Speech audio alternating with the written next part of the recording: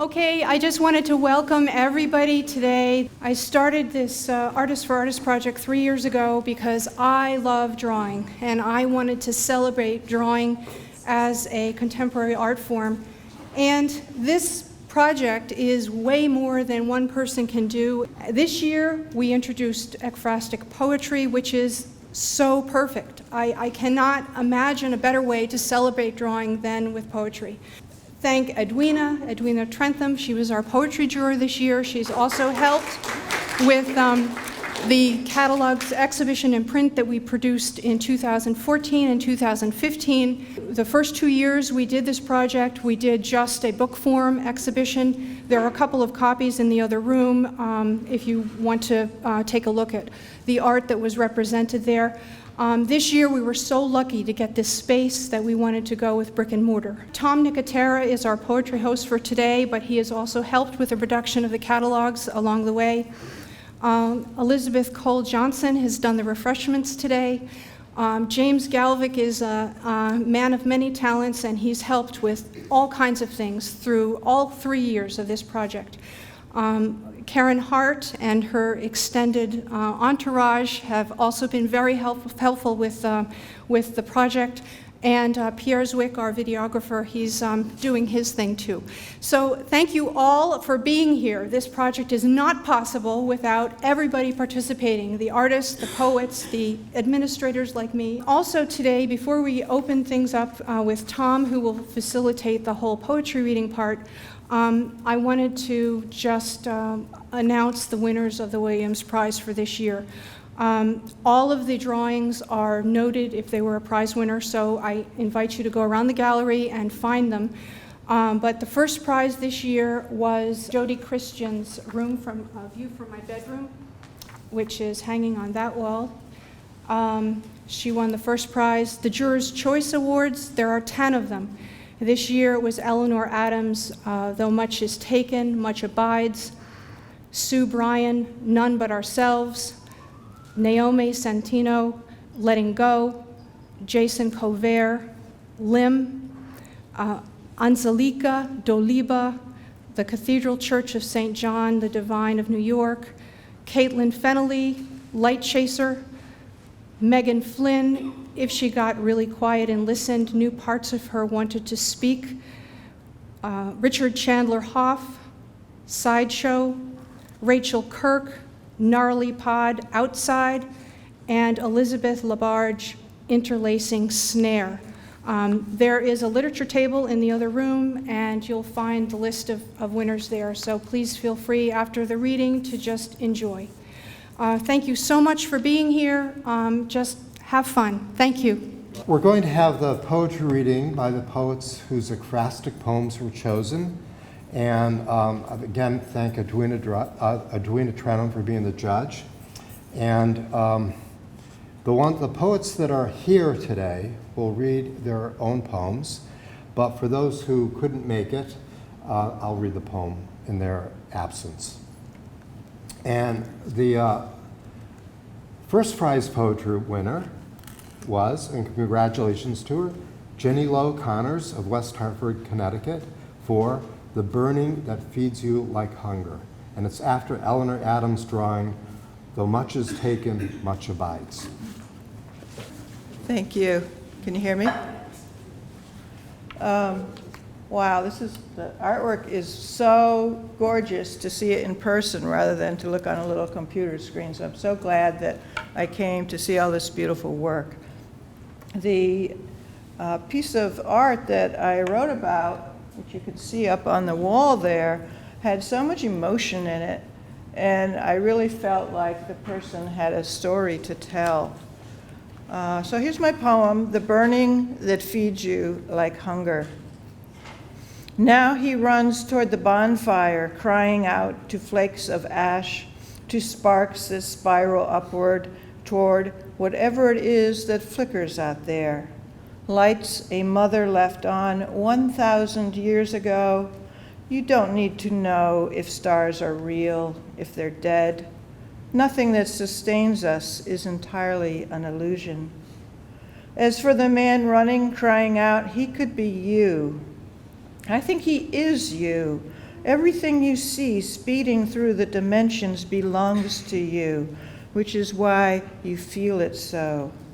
Those fragments of Sappho's verse, like birdshot flung into the failing light, finally found you, didn't they? Your lips, your fingertips, the pulse in your wrist.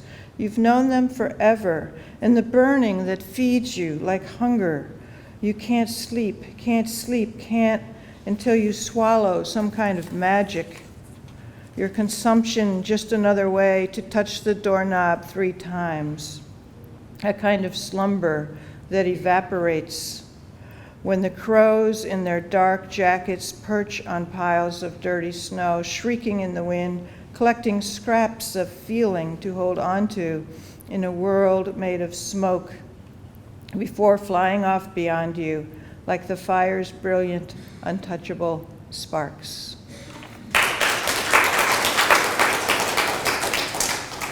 The second prize winner was Hecate's Disciple by Debbie Gilbert of Farmington, Connecticut. And it's after Simeon Youngman's drawing Deferral and Omission. So I'd like to bring up Debbie Gilbert. My poem is written in response to the work of Simeon Youngman, and it's entitled Deferral and Omission. Hecate's Disciple. Now I'm beginning to see why I came, why I stood so long at these crossroads. A 3-road split since returning is always an option. This is the place where the straight walls touch in one perfect, awful corner. I left her an offering carved from my thigh, rendering me lame, and she took it. The healing has been slow. It's become a way to watch her savoring, to learn not to flinch as I'm consumed, to see that I'm enjoyed. I want to call it love. I don't want to call it loss. This sorceress lives between each root, as if arguing with destination. She's unwilling to decide. She plays with a salamander, tickling its reptilian tail. I take myself apart, leave pieces on each lane, stray, loiter, stalk, and cross to where I thought I'd never go. Thank you. The third prize went to Patricia Hale of West Hartford, Connecticut, for her poem Sometimes a Memory, and it's after Jason Covert's drawing Limb. Sometimes a memory. Sometimes I am there again, tracing hoof prints along the riverbank in search of safe crossing over fast-moving water. Some nights I can still hear it, the churn of water over stones, the soft music of summer passing through trees. I think sometimes I am still there, and you beside me, life flowing through you, an endless warm stream in which I might swim. And sometimes I am just a child, pulling a stick across wet, muddy sand, watching the impressions soften and melt away. The next winner, the first honorable mention, Her Name is Alice by Gwyneth Green of New Jersey, Little Silver, New Jersey. And it's after Stephen Hughes' drawing Her Name is Alice. She's not here, so I'm going to read her poem. And there's a couple of references to songs of the 60s in there. I just thought I'd mention that. Her name is Alice. Alice, Alice, turn off the music. Come downstairs. The Mad Hatter ain't so bad if you drink your tea and take your meds. The Queen of Hearts won't chop off your head. Alice, are you feeling quite small? Remember, the ones mother gives you don't do anything at all. Alice, Alice, turn off the music. Come downstairs. The trash needs to be taken before the dump closes. We don't want to end up in jail when the turkey needs basting. Alice, we hear you singing the chorus in two-part harmony, and you can get anything you want at Alice's restaurant. Arlo has left, the restaurant closed, and you're up there in your robe. Alice, dear Alice, why do you stare? There is no one out there. He's not coming back.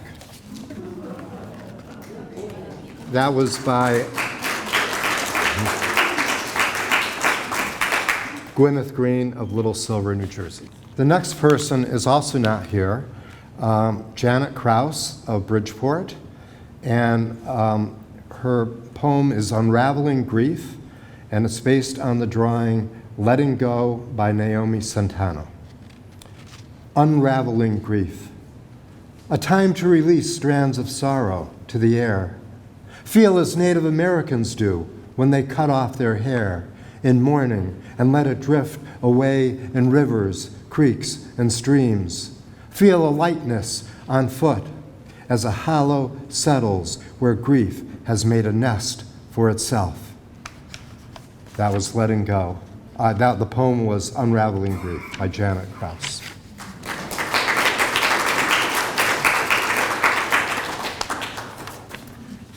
That was second honorable mention. Third honorable mention, Kimberly Perchman of Burlington, Connecticut. Untitled poem. It's after Elena Hagler's drawing, Laurie Reclining. I should have had him read it. He did a good job. I didn't give my poem a title, so I wrote mine about Laurie's reclining. She left the stars in disarray and sliced the moon into clean quarters. She took only the part that sleeps with its back to the sun and began the long journey home. Satisfied with her twilight rage, she wrapped her spoils in silken threads and carried it to bed. And while the night air draped its gentle frost on the toes of the sweet gum tree in the front yard, she kissed the moon a warm goodnight and curled around its crescent splendor, wondering why she hadn't plundered the sky sooner. One category, Juror's Choice Poem, and there's 4 different poets. The Juror's Choice Poem number 1, His Stories Are Killing Him, by Jenny Lowe Connors, West Hartford, who you heard earlier. And it's after Nathan Opp's drawing, Man Looking Upward. Jenny? I love the way the poetry is enhancing the art is stimulating the poetry. Okay, His Stories Are Killing Him is the title of this. Middle of the night, he wakes up, a row of red marks burning his arm, marks shaped like teeth. His hair is falling out. He's too young for that. Sometimes a scream wakes him up. Antelopes gallop through his chest. He tries locking all the windows, tries drinking whiskey and turning around, eyes closed while dialing the number of a girl he knows. But her machine whispers syllables of loneliness that do not help. Nothing helps. His stories say, I told you so. 3 a.m., the smoke detector screeches him upright. A flame crawls up his curtains, and from within the closet something knocks, screaming, let me out, let me out. His keys hide under the rug, behind the broom, under the mattress, whispering, I told you so, I told you so. He moves away, leaves no forwarding address, presses his shadow into a room above a dry cleaner's, rests his forehead against the pane. No curtains this time, just that steamy film, the smell of chemical solvents. What will his new story be? He goes out, looking for air and inspiration, but even the sky seems scarred, scratched out, opaque.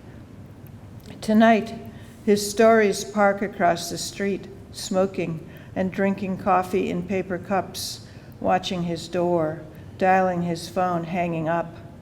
You've got the wrong man, he tries to tell them, but he himself can't remember who he really is, and now something's thumping up the stairs toward him. The next juror's choice, poem number 2, is Modern Ignatius by Lauren Amalia Redding of Astoria, New York. Is she here? Oh, good. Hi. And it's after Dennis Angel's drawing Sheeler with Jars and Rocks. So this is the second time in my rather short life I've ever read a poem of mine aloud. The first time I had a lot of wine that got me through it. So as I'm going without that, thank you for bearing with me. Thank you to Edwina for selecting my poems, and thank you to Laura for being so wonderful and handling so much and probably never going to get the credit that you deserve for doing all of this.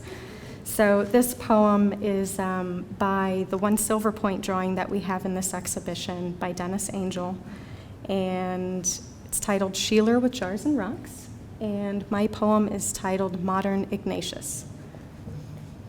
It must be so clean where you're from. Its power plants titanium white in the desert sun. Pipes and wires convey symmetrical millisecond milligrams, a ricocheted pulse, a modern synapse. Meanwhile, Ignatius, in his apse, places pebbles in a homely jar. Upright as a column, both saint and glass, crystalline as arid sun, and hot as its sand. Was Peter lost in the ions or lost in the eons? A resurfacing, technophobic Herculean builder. He took humble dry rock, and Ignatius watched him carve. Video killed the radio star. Ignatius placed pebbles in a simple jar. An act of layman's philosophy, yet more laden with energy than any sterilized export or laboratory or any metallic Hermes flung from facility. Ignatius placed rocks in a jar, and amidst the desert, he thought of stone builders and remembered the sea.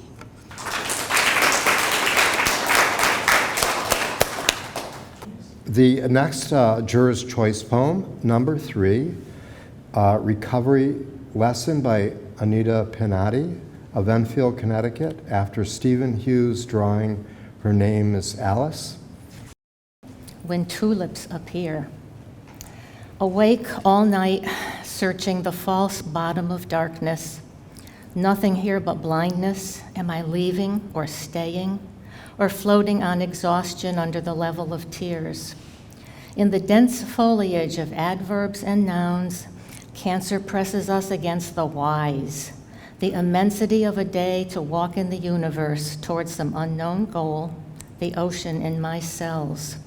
To begin again, describe the light, touch tomorrow. Thank you.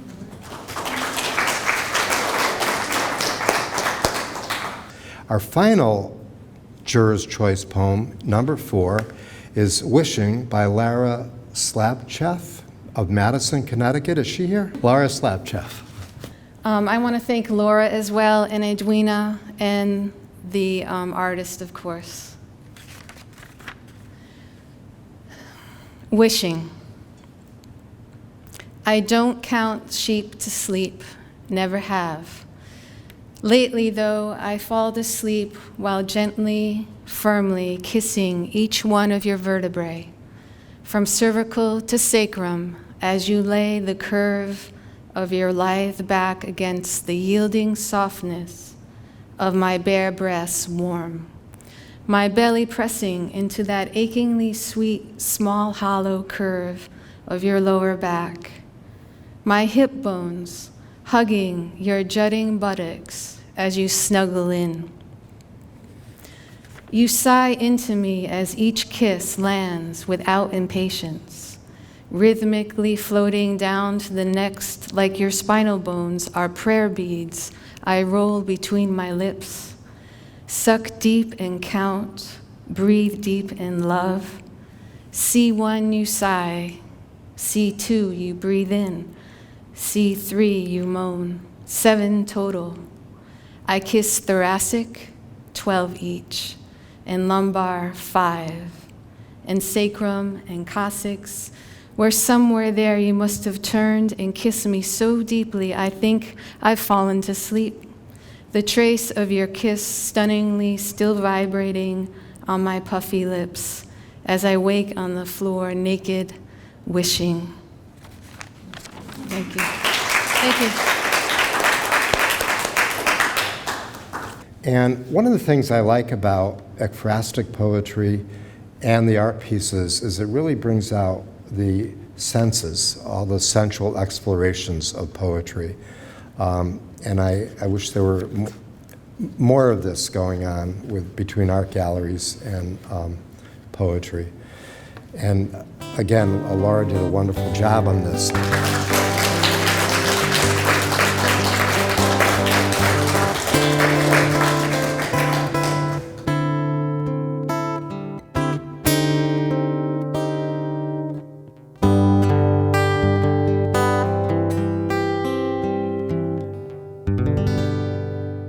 Funding for Simsbury Community Television is provided in part by contributions from viewers like you. Thank you.